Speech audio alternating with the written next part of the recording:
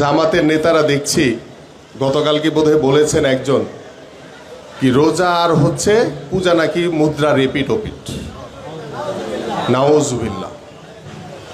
এই ধরনের অপপ্রচার, এই ধরনের শিরকি কথাবার্তা এদেশের সাধারণ মানুষ কখনোই মেনে নেবে না।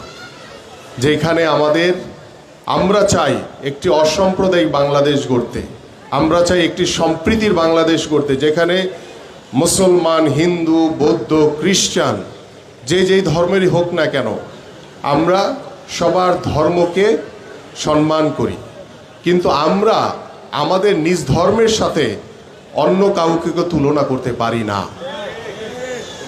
আমরা চাই সকল ধর্মের মানুষ আমরা একই ছাদের নিচে পরিবারের মতো ভ্রাতৃত্ববোধ, আন্তরিকতা, সৌহার্দ্যপূর্ণ সম্পর্ক রেখে একটি সহমর্মিতা রেখে আমরা যাতে একে অপরের সাথে বসবাস করতে পারি।